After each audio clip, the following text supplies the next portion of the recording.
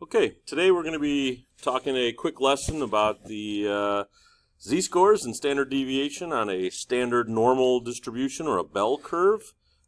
This is in conjunction with page 557, 58, and 59 on your textbook. But I thought I'd start off with a quick example about something that everybody knows and loves, and that is the SAT test. So the current crop of SAT has an average score of 1,060 and a standard deviation of 195. So one of the features of that information is that it is normally distributed. So right here in the middle is where the average sits. So this is 1,060. It's also right smack dab in the center of our standard normal curve or our bell curve. It's sitting right here where our z-scores are also at, the z-score of 0. So the average, or the median, is going to be right in the middle, always. That's where you're going to put that.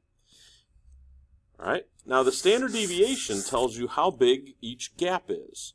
So one standard deviation, or one z-score, is 195 points. So that gap right there is 195. And let's see, what's 195 plus 1,060? That'll be 1,255, I believe. And that's what this score represents. So one standard deviation away, or a z-score of 1. So the z-score is 1. The actual score is 1,255. That means that there's another 195 points that separates this second gap. All right, so this is part of what you're going to have to do on multiple problems is figure out what each one of these scores is. So we have to add another 195 to that. So that's going to be, 1,350, I think, is our actual score. So what we've got so far is our z-score of 2 is 1,350.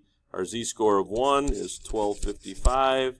Our z-score of 0 is the average, 1,060. And if we're going to go the other direction, we have to take away 195 standard deviation points because that's how big a standard deviation is. So now we're subtracting since we're going in the negative direction. So this guy is going to be 1,060 minus 195, which is some awesome number like 865, and so that's what the score is right here at -1. Now this is probably from a year or two ago as far as their data goes, so don't judge your own SAT score by this, but since you have perhaps watched a video that discussed z-scores or standard deviations, this is to try to explain a little bit about what you're seeing here, and then we'll go and look at it in the book. You're also going to meet in the textbook this rule. It's called the empirical rule, and it's written as the 68, 95, 99.7 rule. And you can see those numbers on this shiny blue picture here below. So it's showing us that in this region right here, in this gap, remember all these things are coming from like a dot plot. All the data points are put in here. All of this is 68% of the data. So from our information here on our test scores, this means that 68% of all students that took the SAT in this year scored between, what two scores? Let's see, 865, which is the -1, the z-score of -1, and 1,255, which is the z-score of +1. So if you found yourself with an SAT score that was in that range, congratulations, you're in good company. 68% of all the high school students that took this score scored in that range. All right, and if you wanted to find out where 95% of the students scored, you'll have to look from Z is -2. From z is -2 to z is +2. So the z-score is always a 0, a 1, a 2, or some number in that vicinity, whereas the actual score is the data. All right? So let's go to the textbook here, and this is on page 558. All right, so you're going to have to keep up. If you need to pause the video, pause the video. We're going to make a quick use of this information here about the St. Louis Cardinals.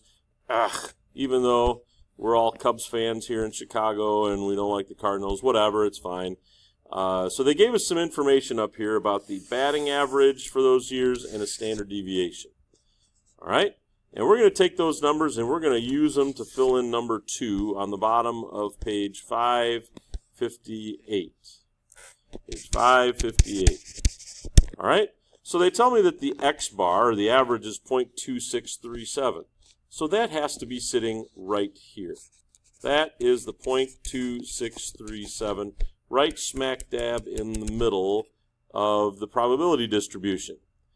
And then each one of these gaps, each one of these lines, these tick marks, is 1 standard deviation away. So to find this next point right here, the next distance, I need to take 0.2637 and add to it 0.096. And that gives me a